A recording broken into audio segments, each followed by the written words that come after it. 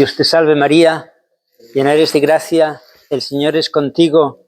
Bendita tú eres entre todas las mujeres y bendito es el fruto de tu vientre Jesús. Santa María, Madre de Dios, ruega por nosotros pecadores, ahora y en la hora de nuestra muerte. Amén. Pues entonces, como todo este año, en el tiempo ordinario, va siguiendo el Evangelio de San Lucas. El primer año, de ciclo de 3 años, el primer año sigue el tiempo ordinario, sigue el Evangelio de San Mateo. El segundo año sigue el Evangelio de San Marcos, con 4 semanas en medio que se pone el discurso del pan de vida de San Juan. Y en el tercer año del ciclo leemos San Lucas. Y ahora estamos pasado la mitad de San Lucas. Ayer, el domingo pasado, leímos el capítulo 15. No leímos el capítulo 15. Leímos el principio del capítulo 16, el administrador infiel, que es un texto un poco confuso, porque parece que Jesús aprueba el robo, porque este hombre, cuando lo van a echar de ser mayordomo, llama a los que le debían cosas a su señor y les dice: toma aquí el recibo, y en vez de 100 escribe 50. Pero Jesús no está alabando la injusticia, el robo, sino que está alabando la sagacidad. Dice: los hijos de la luz tienen menos, los hijos de este mundo tienen más iniciativa y más sagacidad que los hijos del mundo. O sea que Jesús dice, en nuestro amor a la fe, a cómo servir a Dios y ayudar a los demás, le ponemos el mismo esfuerzo que el avaro pone a tener más dinero. O sea que Jesús está hablando de aprender de la iniciativa que otros tengan, de los que son del mundo o de los evangélicos, para aplicarla a nuestra vida, a nuestra Iglesia Católica, ¿no? Eso es lo que... O sea, Jesús dice, no basta creer en Dios, hay que también tener iniciativa, intentar buscar qué es la mejor manera en la que podemos responder a la gracia de Dios. Es uno de los temas más importantes que los evangélicos confunden mucho. Tenemos la gracia de Dios, que nos perdona y nos da vida nueva, y tenemos nuestro esfuerzo. Con nuestro esfuerzo propio no podemos llegar al cielo. Necesitamos que Dios nos eleve, que Dios nos haga miembros de la familia. Pero con la gracia de Dios solo no vamos a ninguna parte, porque tenemos que corresponder a la gracia. Esa gracia que Dios nos da en el bautismo, en la Eucaristía, en el perdón de los pecados, nosotros tenemos que entonces trabajar con esa gracia, responder a esa gracia, intentando ser un poco más como Jesús. Eso lo resumía un sacerdote, dice, lo resumía un hombre protestante que no era católico, en el que decía, los protestantes insisten mucho en creer en Jesucristo, y es bueno, pero les falta lo que los católicos insisten más, que es imitar a Jesucristo. No basta creer en Jesucristo, sino porque creemos que en Él intentaremos vivir como Jesús. O sea que los dos pilares fundamentales de nuestra fe es, primero, lo que hace Dios, pero lo segundo es cómo respondemos nosotros a lo que hace Dios en nuestra vida, para que dé fruto. Muchas veces Jesús habla de dar fruto. O sea que, por eso, ese pasaje del principio del capítulo 16, de la sagacidad, es parte de nuestra respuesta. ¿Cómo respondemos? Intentando rezar mejor, con esos talleres de oración y vida, o intentando leer la Biblia, y cómo intentamos crear una comunidad que de verdad evangeliza. Y tenemos que aprender a cómo crear comunidad y apoyar a la gente que venga a la iglesia, y cómo intentar anunciar. Decía el Papa Francisco, hay muchos padres, y se puede aplicar a eso muchos católicos, que responden las preguntas que nadie hace.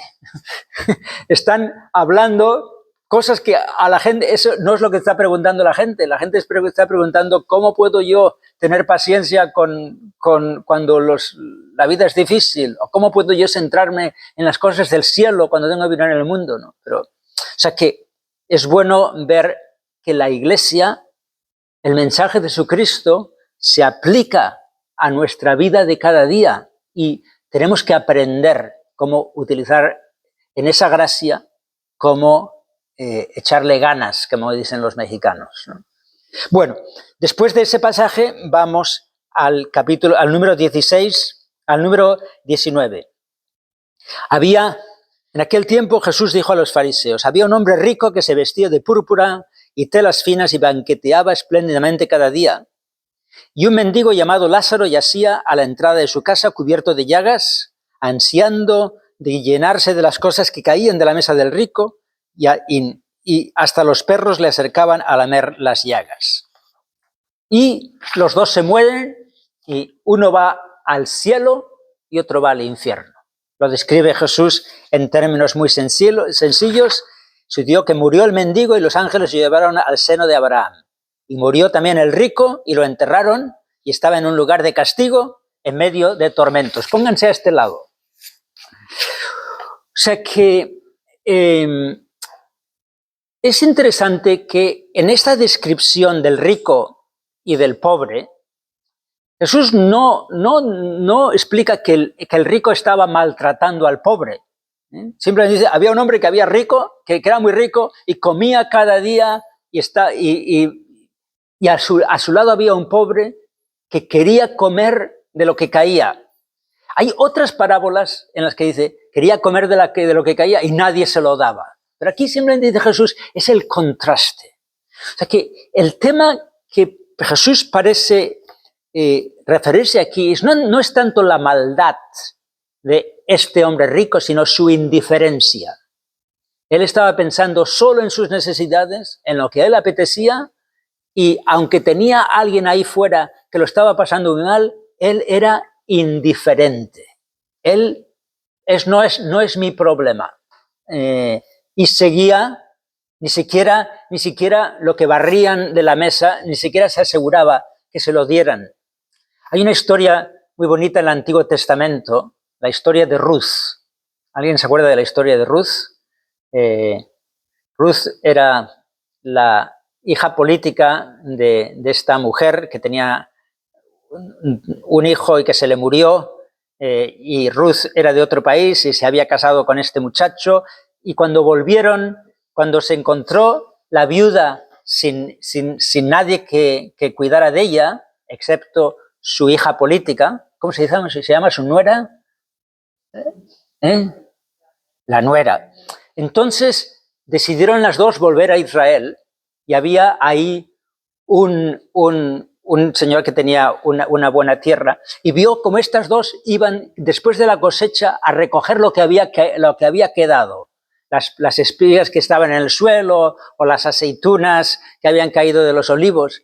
Y le dijo a su mayordomo, asegúrate que los viñadores no recojan todo, que dejen algo para que estas pobres mujeres puedan encontrar algo cada día.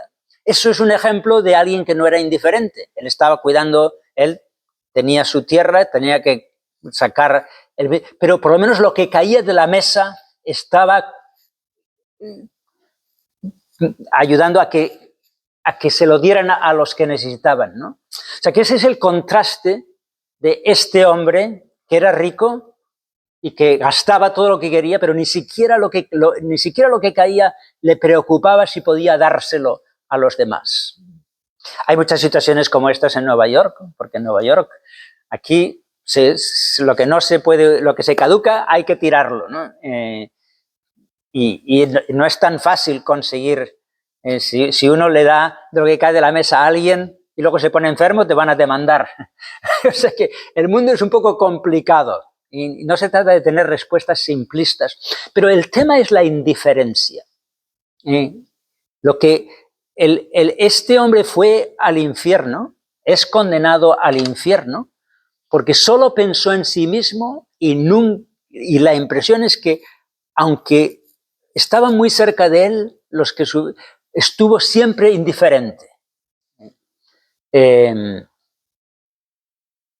Eso mismo nos lo dice la primera lectura. En la primera lectura del domingo es del profeta Amós, y el profeta Amós está hablando a los judíos de entonces y les dice: ustedes que se sientan seguros en Sion, que ponen su confianza, se reclinan sobre divanes adornados con marfil, se desrecuestan, pero no se preocupan de las desgracias de sus hermanos. O sea que es la misma idea repetida antes, Jesús la repite. Y podemos hablar de eso luego, ¿no? ¿En qué sentido, viviendo en una ciudad como Nueva York, en el que hay tanta gente sin techo, tanta gente con necesidad, ¿qué puede hacer uno para ayudar sin intentar resolver todos los problemas? Porque es imposible responder todos los problemas de los que tienen enfermedad mental o lo que sea. Pero lo segundo es la descripción que Jesús hace del cielo y del infierno. Dice,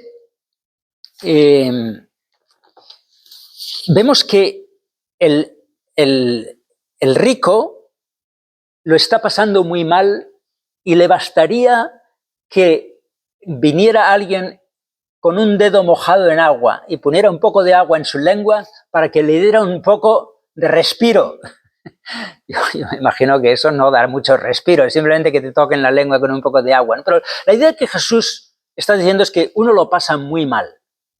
En el infierno se pasa muy mal y tiene uno ese deseo de que alguien me ayude. Bueno, eso lo hablaremos luego. Mientras que a Lázaro gozaba de consuelo y le dice a Abraham: recuerda que en tu vida recibiste bienes y Lázaro en cambio males. Por eso él goza ahora de consuelo, mientras tú sufres tormentos. Además, entre ustedes y nosotros se abre un abismo inmenso que nadie puede cruzar, ni de aquí para allá, ni de allá para aquí. Esto es una descripción muy básica, además es una historia. Siempre que Jesús cuenta una historia, elige algo que nos cuenta algún aspecto del cielo, algún aspecto del infierno, pero claramente no está dando una descripción detallada de todo lo que sucede en el infierno y todo lo que sucede en el cielo.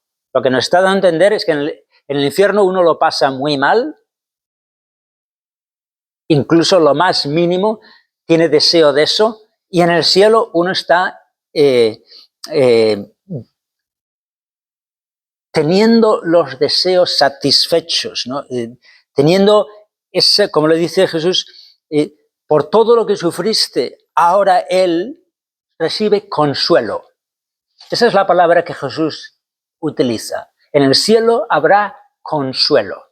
Consuelo por cualquier cosa que hayamos tenido que sufrir. A mí me gusta la palabra consuelo porque para llegar al cielo, yo siempre digo dos cosas acerca del cielo. Primero, Dios nos ha creado a todos para el cielo. Dios no nos ha creado para a ver quién lo consigue y a ver quién no. Dios nos ha creado para comunión con Él.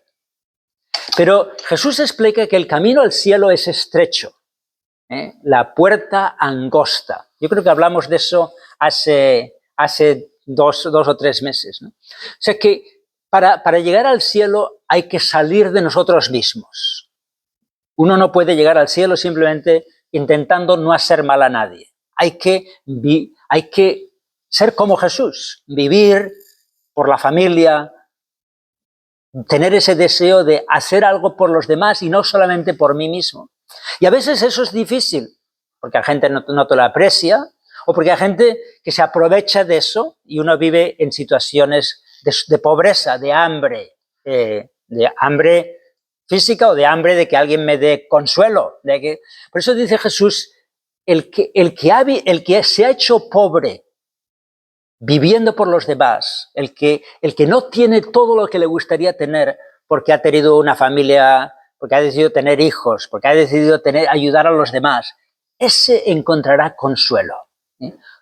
Por todo lo que uno ha dado, Dios nos da el 100 por 1. Esas son diferentes imágenes que Jesús utiliza en diferentes parábolas, ¿no? Una de ellas es el 100 por 1. Por cualquier cosa que damos, Dios nos da 100 veces más. Eso sí que es una buena inversión. A ver, ¿qué inversor aquí te encuentra una inversión que te da, pones $1 y te sale $100, pones $100 y te salen $10,000, ¿no? O sea que Lázaro no solamente fue pobre, sino que de alguna manera sufrió, y quizá porque no había vivido egoístamente, quizá, o porque viviendo en esa pobreza no se llenó de resentimiento y de odio. Lázaro, parece que la idea del infierno que nos da aquí Jesús es que una vez uno va al infierno ya no puede salir. Pero cuando uno estudia el catecismo de la Iglesia Católica, en el que resume todo lo que Jesús nos dice del cielo y del infierno, dice, el infierno no es nada más que la autoexclusión del amor de Dios. Y eso lo traducía un sacerdote que oí hablar, decía, las puertas del infierno están cerradas por dentro, no por fuera. Aquí da la impresión de que las puertas están cerradas por fuera, pero cuando uno ve no solamente este pasaje, sino todos los demás, está muy claro que el infierno es el que se niega, el que dice, yo prefiero ser infeliz viviendo, haciendo lo que yo quiero, que ser feliz viviendo por los demás. Eso no aparece en esta imagen, pero aparece en muchas otras. O sea, ¿qué es lo que nos está diciendo Jesús acerca de que ahora no se puede pasar del uno al otro? Yo creo que el tema central aquí es algo que ha dicho siempre la Iglesia, que el tiempo para merecer el amor de Dios es este mundo. Después de este mundo se acabó. Se acabó el intentar crecer, o sea, lo que uno ha conseguido de amar a Dios y amar al prójimo, eso estará presente para toda la eternidad. Después de este mundo ya no hay oportunidad de merecer. Después de este mundo vamos directamente al juicio. Es en este mundo cuando podemos tomar la decisión o las decisiones de amar a los demás o amarnos a nosotros mismos, de abrazar el plan de Dios o rechazarlo. O sea que este pasaje de que no se puede pasar del cielo al infierno no significa tanto que las puertas del, decía otro sacerdote, decía, las puertas del infierno están cerradas por dentro. No es que Dios abra la tapadera, meta el alma y la cierra para que no se escapen, ¿no? Porque en el fondo Dios hará todo lo posible para que vayamos al cielo, porque Él nos ha creado para el cielo. Pero después de esta vida es como si a uno se le hubiese quedado fijo el alma. O sea, todo... Es difícil utilizar estas imágenes, porque en el cielo no hay nada que sea fijo. Pero el que ha elegido amar de Dios tendrá ese amor de Dios. El que ha elegido rechazar a Dios viviendo egoístamente, con eso estará por toda la eternidad. Eso es lo que él o ella tendrá. Esto es lo que yo entiendo de este pasaje, que esta es la vida en la que podemos encontrar el amor de Dios y responderlo. Después, una vez salimos de esta vida, lo que hemos elegido lo tendremos para siempre. El amor de Dios o el haber rechazado a Dios. ¿Alguna pregunta acerca de eso? Hay purgatorio, y de eso iba a hablar luego. Pero que o sea, la idea del purgatorio es que es purificación pasiva, no es una purificación activa. en el que uno dice, pues voy a intentar pedirle perdón a todo el mundo que le he ofendido, o voy a intentar cambiar. Este es el tiempo que podemos cambiar. Aunque yo creo que en el purgatorio habrá un poco, luego lo explico el purgatorio, pero este pasaje es el que da a entender que esta vida es la que podemos abrazar el plan de Dios o rechazarlo, arrepentirnos cuando nos hemos equivocado o insistir que yo no me arrepiento. Pregunta.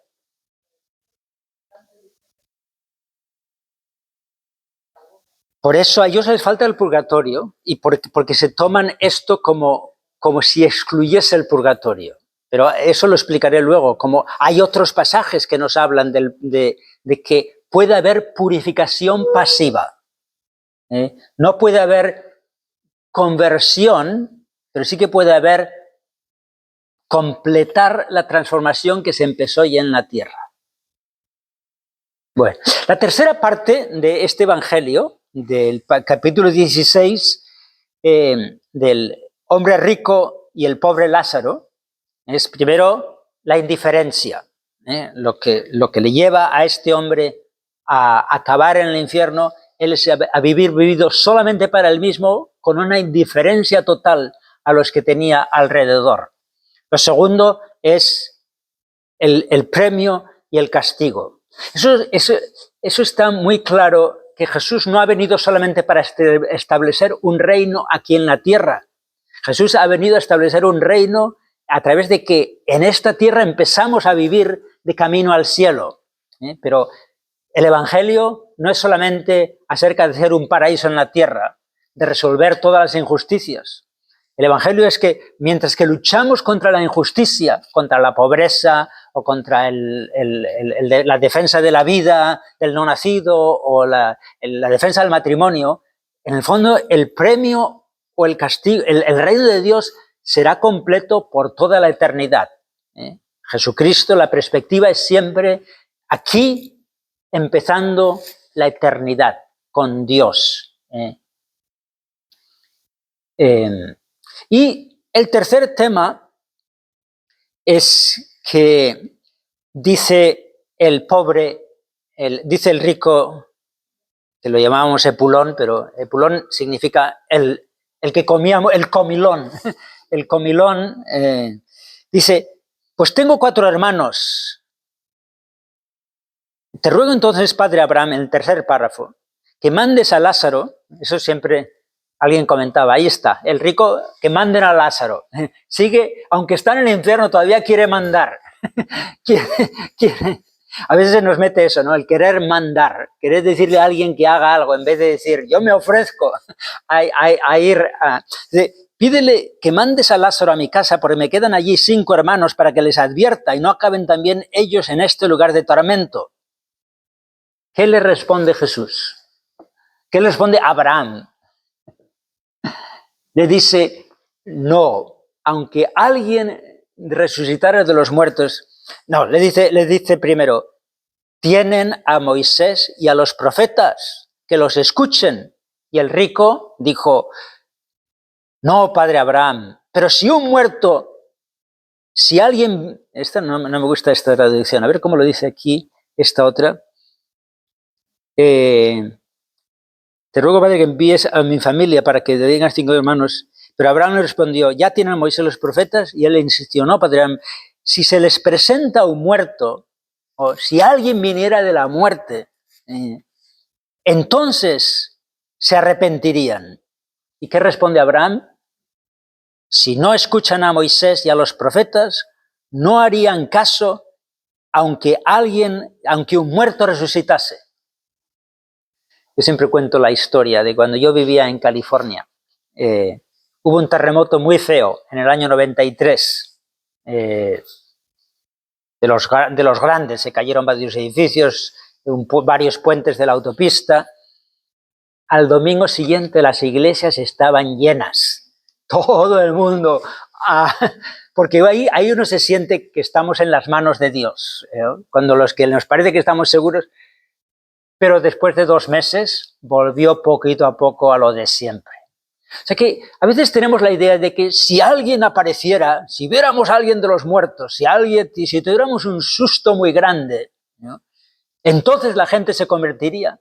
Y Jesús dice, no, lo que más puede ayudar a la conversión es la palabra de Dios.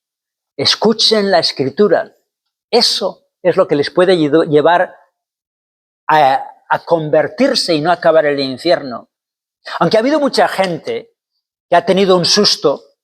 Yo recuerdo a alguien que tenía una motocicleta y un día tuvo un accidente bien feo y desde entonces cambió su vida. Un poco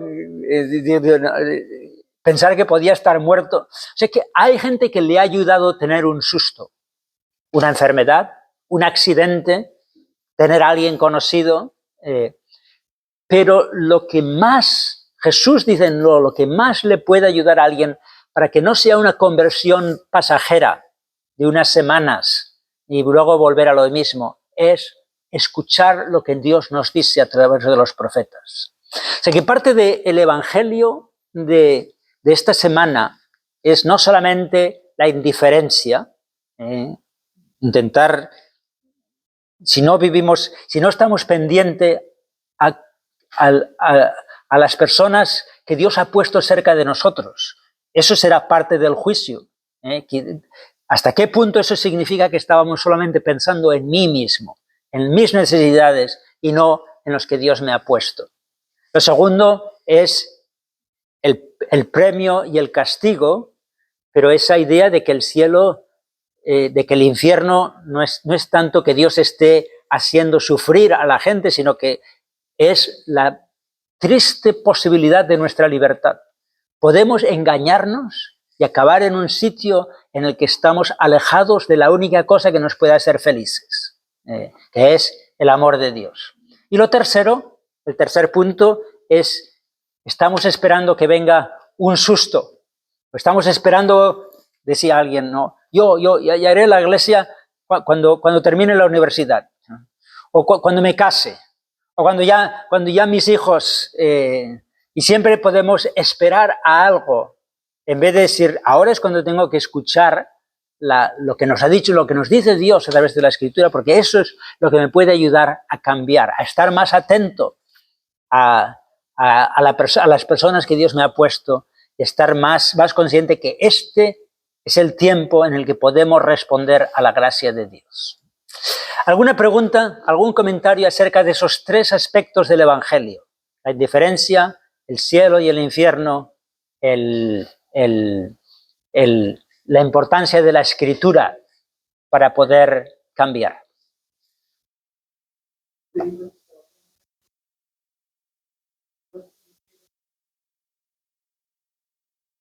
¿Puedes hablar un poco más alto? La Madre Teresa de Calcuta. ¿Sí? Pero siempre, la Madre de Calcuta siempre no lo hacía por miedo, porque a veces decía un sacerdote muy santo, el miedo puede ser el principio, pero nunca es el final del camino a Dios, porque Dios quiere llevarnos a Él por el amor. Pero a veces el miedo al infierno, el miedo a hacerle daño a alguien, o el miedo a que puede ayudarnos un poco. O sea que es bueno saber que hay infierno, que es una triste posibilidad de nuestra libertad. Pero lo que más ha movido a los santos no es solamente el deseo del cielo, sino el intentar compartir el amor de Dios en lo que hemos aprendido de Jesucristo, ¿no? Muy bien. ¿Alguna otra pregunta o comentario? Y si no, voy al purgatorio. Me parece que ya habíamos hablado el otro día del purgatorio, pero si no, yo no me canso de repetir. Padre, el miedo también puede encontrarse con una puerta que se abre para que el enemigo ataque, porque el miedo quiere decir que tú no tienes confianza en él, que no crees en él. Entonces, pues, estás listo para que el enemigo te posea a esa persona. Ahora no sé. Lo que pasa es que es bautizada no puede ser poseída 100%. Esto es cierto. Pero aquí no es tanto tener miedo al diablo, sino miedo a dejarnos engañar. Miedo a irme poco a poco por el mal camino sin darme cuenta, pensando y no escuchando lo que me dice Dios. O sea, muchas veces pensamos el miedo a morir o miedo a la enfermedad y lo que sí, hay que tener un poco de miedo, pero decía Jesús, no tengáis miedo al que os puede quitar la vida. Tened miedo al que después de quitar vida puede quitaros de la vida eterna. O sea, que un poco de miedo a no ir al cielo es bueno, pero en el fondo no es lo más importante. Tiene que ser, es el amor que nos lleva a reconocer que Dios nos tiene preparado y que quiere que poco a poco crezcamos, ¿no? O sea que miedo al diablo, no, pero miedo a dejarnos engañar, un poco sí, aunque no es lo más importante. ¿Alguna otra pregunta, comentario? El purgatorio. ¿De dónde sale la doctrina del purgatorio? Del capítulo 3 de la primera epístola a los Corintios, donde habla del fuego purificador. Que todas las obras de los hombres serán probadas por el fuego. Esa imagen del fuego que probará las obras era una imagen muy común en la manera que en la antigüedad hacían los metales. Una de las grandes avances de la civilización es pasar de la edad de piedra a la edad de bronce y a la edad de hierro. ¿Y cómo hacían los metales? Pues sacaban la tierra que tenía metal y la ponían en el fuego, en un crisol, en un contenedor que no se derretía con el fuego, y entonces ahí, poniendo esa tierra en el fuego, se derretía el metal y se puede quitar la tierra y queda solamente el metal. O sea que la imagen del fuego, no tanto como algo que quema, sino que algo que purifica, era muy común en la antigüedad. Cuando se derrite el metal, se puede separar de lo que no se derrite. Pero en el capítulo 3 del Evangelio, de la Epístola a los Corintios, habla de tanto algunas cosas que se quemarán y no quedará nada, y otras que serán purificadas por el fuego. O sea que desde el principio los cristianos, basándose en eso, en ese pasaje y en algunos otros que son complementarios, sacaron la idea de que después de este mundo puede haber un fuego purificador, una purificación del alma, en el que puede quitar las impurezas que estén mezcladas con el amor de Dios. Una de las imágenes que también se refiere al purgatorio indirectamente es la imagen de los invitados a la boda. Y cuando el Señor organiza las bodas y muchos no quieren ir, porque no quieren vivir por los demás, no quieren ir al cielo, le ponen todo tipo de excusas, ¿no? Pensando qué es lo que le van a perder, en vez de pensando qué es lo que van a ganar, ¿no? Pero de todos los que consiguen invitados, hay uno que aparece sin la vestidura nupcial. Llega con su ropa de trabajo. Y Jesús le dice, ¿cómo es que vienes a la fiesta sin el traje nupcial? Y esa idea la han tomado algunos santos diciendo, en el fondo, cuando vivimos la vida cristiana, poco a poco vamos quitando la ropa vieja del alma, el egoísmo, la envidia, los resentimientos, podemos habernos arrepentido, pero a veces mantenemos malos hábitos de seguir juzgando porque A veces uno dice, es que me sale, yo veo a esta señora y enseguida digo, ahí va la que... o sea que, aunque estoy arrepentido, a veces todavía tengo el mal hábito de juzgar o de buscar siempre lo primero para mí. Y entonces, una persona que no ha rechazado el amor de Dios, que ha intentado vivir por los demás, pero no se ha quitado los malos hábitos de la envidia, del resentimiento, de la curiosidad que le lleva a uno a meterse en problemas, de mirar malas cosas. Eso, mientras uno no haya rechazado el amor de Dios, mientras uno haya intentado responder al amor de Dios diciendo sí, seguiré el camino de Jesucristo, aunque luego lo he seguido con malos hábitos, esa persona puede tener purificación de esos defectos que todavía se le han pegado al alma. Eso es lo que entendieron desde el principio los primeros cristianos con la idea del fuego purificador. O sea que el purgatorio no es tanto el perdón de los pecados en sí mismo. Si hemos rechazado a Dios, el purgatorio no nos puede devolver el amor de Dios. Pero si hemos abrazado el amor de Dios, pero todavía arrastrando con nosotros muchos de los malos hábitos, el purgatorio es como un vestuario. Cuando alguien ha ido a hacer deporte, sale del deporte sudado, con barro si está jugando en un deporte, y es bueno poder quitarse la ropa sucia, tomar una ducha y poner el traje nupcial.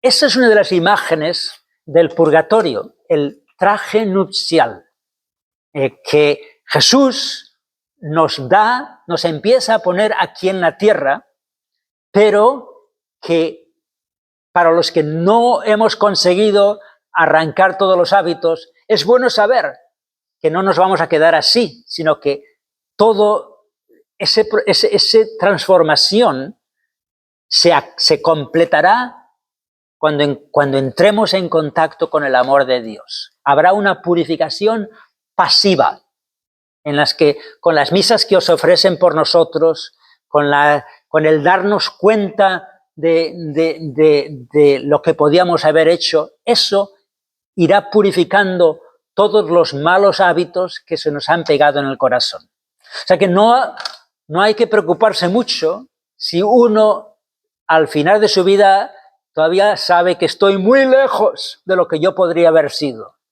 porque eso lo acabará Jesús. La purificación, lo decía el Papa Benedicto, en el fondo el fuego purificador puede ser el resultado del encuentro con Jesucristo, con ese corazón ardiente de Jesucristo que nos hace desear, ya no quiero más de esa envidia, de ese resentimiento. O sea que el origen está en el capítulo 3 de los Corintios, pero luego hay muchos otros pasajes que nos dan a entender que incluso el que sale de este mundo sin haber hecho penitencia, sin haber sufrido de una manera que nos purifica, puede haber esa puede completarse esa transformación que empezó cuando creímos en Jesucristo y dejamos que tomara posesión de nuestro alma, aunque no le dejamos que tomase posesión completa por los malos hábitos. Pregunta o comentario acerca del purgatorio. Indulgencias. Bueno, las indulgencias son las misas que se pueden ofrecer por las almas, eso pueden ayudar a la purificación pasiva. Cuando uno va a hacer el jubileo, o sea, la Iglesia, las indulgencias es parte del tesoro espiritual que la Iglesia tiene por la vida de los santos. Los santos, empezando con la Virgen María y San José, han acumulado un tesoro espiritual de beneficios espirituales. Y la Iglesia puede aplicar ese tesoro a algunas acciones para motivarnos. Por ejemplo, dice la Iglesia, cada vez que alguien hace un retiro, uno puede ganar una indulgencia plenaria. O cada vez que alguien reza el rosario en familia, uno puede ganar una indulgencia. Cada vez que hace uno una peregrinación, salir de nuestra zona a ir a un lugar donde podemos encontrar a Dios, pero con un poco de sacrificio. O sea que la Iglesia aplica el tesoro de los méritos de los santos para esas personas que hacen esa acción que la Iglesia dice que nos van a ayudar a ser mejores cristianos, a hacer un retiro, rezar el rosario, hacer una hora de oración delante del Santísimo, una peregrinación. Pero estas indulgencias, aunque es importante, no es lo más importante. Lo más importante es dejar que Jesús, que la Escritura nos cambie la actitud. Decía un sacerdote, decía, mira, quizá el purgatorio consiste, en parte, en ponernos en los zapatos de todas las personas que hemos hecho sufrir. Ver todo lo que hicimos sufrir a nuestra mamá cuando éramos pequeños y lo que hemos hecho sufrir a nuestra vecina. Dice, porque cuando vemos qué hicimos sufrir, entonces podemos llorar lágrimas que de verdad nos purifican. O sea que a veces podemos pensar cuánto nos purifica que se ofrezca una misa, el sacrificio de Cristo por esa alma, para que ir quitando todo lo que sobra. O cuánto nos purifica una indulgencia que podemos ofrecer por los difuntos o por nosotros mismos. Pero en el fondo lo que más nos purifica es ese llorar lágrimas de unión con Jesucristo. De no ser indiferentes al sufrimiento que hemos causado, intentar amar a Dios y a los demás de una manera que vence la falta de amor. O sea que hay diferentes aspectos de la purificación del purgatorio. Hay gente que decía, hay dos maneras de saltarse el purgatorio. Uno de ellos es intentando vivir en esta vida ofreciendo cualquier dificultad. Dice, esto es lo que yo merezco por mis pecados, acepto esta enfermedad, este ser malentendido por mi jefe. Eso me puede quitar tiempo del purgatorio. Si no hacemos penitencia, si no ofrecemos nuestros sufrimientos, nuestros sacrificios, entonces toda la penitencia habrá que hacerla en el purgatorio. Lo más duro del purgatorio no es tanto el fuego, aunque el fuego purificador, pues tiene, a veces uno se imagina ángeles con un lanzallamas dándoles a las almas para quitarle toda el óxido, ¿no?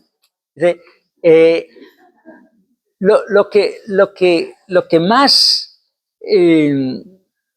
nos purifica es el encuentro con el amor de Dios. Pero iba a decir algo y se me ha olvidado. ¿Qué es lo que iba a decir? Dos cosas. Se puede hacer la purificación aquí en esta tierra o podemos dejarla para el cielo. Podemos dejarla para el purgatorio. Y de todos los santos están de acuerdo que es mucho mejor hacerla ahora. Y decía esta persona, el sufrimiento del purgatorio no es tanto que los ángeles te hagan sufrir, sino es saber que ya está empezada la fiesta, que ya está todo el mundo vestido y saliendo, y que a ti todavía te van a quedar aquí unos cuantos años hasta que te quites la ropa vieja. Yo cuando estaba en primer grado o incluso en kindergarten, recuerdo, una cosa de estas que recuerdo, la maestra me dice, se están portando mal, al recreo, si siguen portándose mal y peleándose y hablando, no van a salir. No la hicimos caso. Cuando llegó el recreo, sonó la campana, todos los demás, y ella, no, ustedes se quedan aquí. Y podíamos oír a los otros niños jugando en el jardín y tirándose la pelota, y ahí estábamos nosotros sufriendo, pensando qué cruel es esta maestra, en vez de echarnos a nosotros la culpa. Eso será el sufrimiento más grande del purgatorio, saber que estamos tan cerca de lo que deseamos y que todavía necesitamos quitar parte de la ropa vieja que se nos ha pegado al alma. Y esas son ideas, no están en el Evangelio, pero son ideas que han sido desarrolladas por los santos para explicar que el purgatorio es un fuego purificador, pero quizá puede ser el fuego del amor de Jesús que nos lleva a intentar quitar esa ropa sucia que se nos ha quedado pegada. ¿Alguna pregunta? ¿Algún comentario? Sí.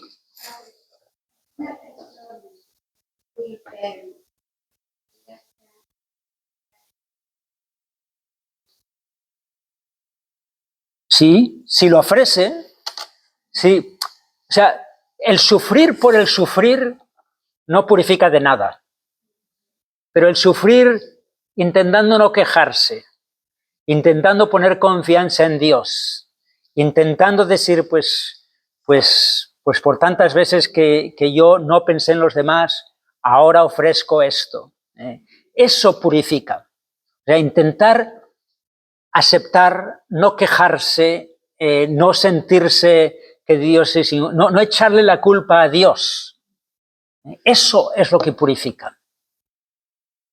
No sé si lo entiende. O sea, el sufrimiento con un poco de intención de que eso nos haga recordar qué son los bienes eternos y qué son los engaños de este mundo. Sin victimizarse. O victimizándose, pero no mucho, porque a veces todos nos victimizamos un poco, ¿no? Pobre de mí. Pero es eficaz. Esto es. Muchos santos hacen eso, han hecho eso, que se mortifican ellos mismos por amor a Dios. Hay dos aspectos de la mortificación. Uno de ellos es puramente humano. Es decir, si yo tengo que pensar en los demás, tengo que practicar decir que no a mí mismo. Si cada vez que me apetece algo me lo tomo o me lo veo en esto, cuando tenga que decir que no para poder ayudar a alguien, no estaré preparado. O sea que parte de la mortificación es intentar controlar, intentar reforzar mi voluntad, que muchas veces se va a lo fácil en vez de ir a lo que es importante. Pero el segundo aspecto de la mortificación es corredimir con Jesucristo. De acordarnos que cuando yo me niego un poco de sueño por la noche, un poco de menos comida, un poco de menos de lo que me apetece, lo puedo hacer con el mismo espíritu de Jesucristo. Lo puedo ver como estar poniéndole el hombro a la cruz de Jesús para quitar un poco del peso. O sea que el sacrificio, la mortificación, abrazar el sufrimiento, se puede hacer con un sentido puramente humano, porque mi voluntad está dañada y tengo que reforzarla, o porque quiero no dejarle a Jesús solo llevando el paso de la cruz y sé que con esto yo le acompaño. Esa es la actitud de los santos que abrazan el sacrificio, no por el sufrimiento mismo, sino para estar más unidos a Jesús y así purificar el alma. Muy bien, ¿cómo estamos de tiempo? Ya llevamos 50 minutos. ¿Alguna última pregunta o comentario? Sí. Pero eso no significa buscar el sufrimiento. Significa estar abierto a aceptarlo cuando viene. Pero también significa buscar... No, el sacrificio sí, pero no el sufrimiento. No el sufrimiento por sí mismo, pero hay mamás que cuando sacan la fuente de la fruta, eligen para ellas la peor fruta. ¿Por qué lo hacen? Porque quieren lo mejor para sus hijos. Pero están eligiendo lo peor. sea, sí, pero a veces hay que hacerlo sin que nos nazca. A veces tenemos que aprender a hacer eso, porque así vivió Jesús conmigo. O sea que si te nace, qué suerte tienes. Pero hay veces que hay que hacerlo sin que me nazca. Y es cuando se dice, Ahí tiene más valor. O sea que es buscar un poco lo peor para mí, no en todo, pero buscar no satisfacer. Decía San José María, decía, al cuerpo hay que darle un poco menos de lo que te pida, si no, te hará traición. O sea que a veces buscar un poco de sufrimiento significa deprivarnos de algo que me apetece, o buscar una cosa que es un poco más, pero no es bueno dejar de tomar medicinas, porque para ser fuerte, eso no le va a ayudar a nadie, porque le vamos a hacer la vida difícil a los que nos cuidan. O sea que tiene que haber, es un poco de balance. me refiero a que hubo un tiempo donde Hay gente, había una verdadera cristianismo, un rechazo del cuerpo. se hacía daño. Pero hay gente que todavía no, el Espíritu Santo le mueve a gente diferentemente. Hoy en día hay todavía gente que utiliza un silicio, o hay gente que duerme en el suelo una vez a la semana, porque sabe que somos pecadores y porque quiere ofrecerle algo especial a Dios. O sea que no es tanto rechazar el cuerpo, sino es decir, a Dios me ha dado muchas gracias, puede pedirme un poco más.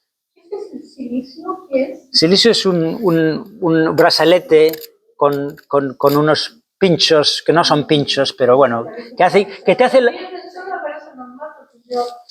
Es una cosa que te hace sentir un poco incómodo por un rato. Que de la señora que ya limona todo lo que tenía. Entonces, no puede dar todo lo que tiene. Es que eso no es lo que nos dice Jesús, ¿no? O sea, si uno le da todo lo que tiene, luego tú te vas a tener que estar pidiendo. O luego no puedes tú cumplir las obligaciones de dar de comer a tu familia. O sea que hay que ver cuál es tu primera obligación de cuidar de tu salud y de cuidar de las personas que Dios te ha puesto, pero al mismo tiempo, como todos tendemos a pensar más en lo que yo necesito que en los demás, hay que ser un poco generoso. Pero también hay que saber que si al homeless que está ahí le doy cada día, no le hago ningún favor, porque en el fondo no está aprendiendo nada, o sea que a veces uno puede dar en algunas ocasiones y en otras ocasiones dice, ya voy a rezar por usted, pero hoy no le puedo dar. No le puedo dar porque no tengo o porque no creo que sea bueno para usted, porque si no o sea, no es tanto ser indiferente, sino tener un poco de sentido común, de cuándo uno sería bueno dar y cuándo es que uno está reforzando malos hábitos, ¿no? Pues terminamos con una oración. Dios te salve María, llena eres de gracia, el Señor es contigo. Bendita tú eres entre todas las mujeres y bendito es el fruto de tu vientre Jesús. Santa María, Madre de Dios, ruega por nosotros pecadores, ahora y en la hora de nuestra muerte. Amén. Muy bien. Gracias, Padre.